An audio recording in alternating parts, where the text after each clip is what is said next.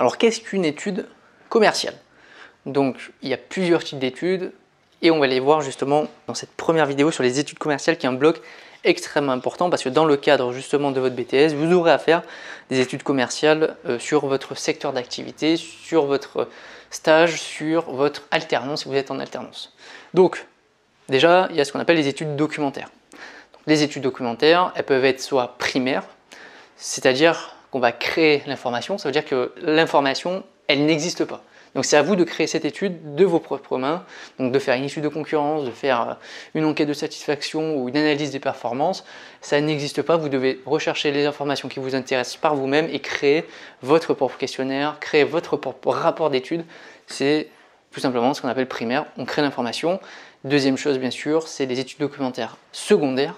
Ça veut dire que l'information, elle existe déjà, donc c'est à vous d'aller trouver cette information, de faire une grosse phase de recherche, de bien trier la bonne information et ensuite de l'analyser en fonction de votre problématique et d'en sortir des conclusions, donc c'est-à-dire quel est l'état du marché et quelles sont les préconisations par rapport à votre magasin. Donc ça, c'est une première phase d'étude, c'est ce qu'on appelle des études documentaires où on va rechercher et on va créer de l'information. Deuxième chose, les études quantitatives. Donc les études quantitatives, ça veut dire qu'on va obtenir justement des données qui sont chiffrées. C'est pour ça qu'on appelle des études quantitatives. Donc quand vous faites une analyse des performances, vous allez avoir plein de ratios, plein d'indicateurs commerciaux que vous allez créer. Vous allez créer des ratios de progression de chiffre d'affaires, des ratios de progression de marge de vente. Donc c'est vraiment des données chiffrées. Pareil, quand vous faites une étude de marché, vous allez avoir des parts de marché, vous allez avoir des tendances de consommation sur des tailles de marché. Donc il y a beaucoup d'indicateurs commerciaux.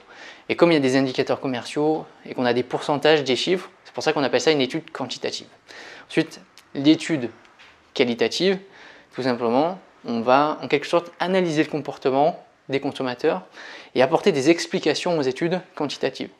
Par exemple, l'enquête de satisfaction fait partie des études qualitatives parce qu'une enquête de satisfaction, on ne va pas forcément avoir des chiffres. Alors oui, on va avoir des pourcentages. 30% ont répondu oui et 70% ont répondu non.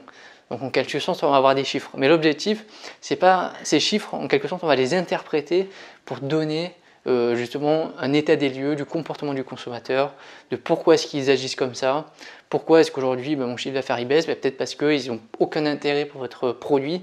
Donc on va apporter justement des réponses à nos différents ratios, à nos différentes problématiques.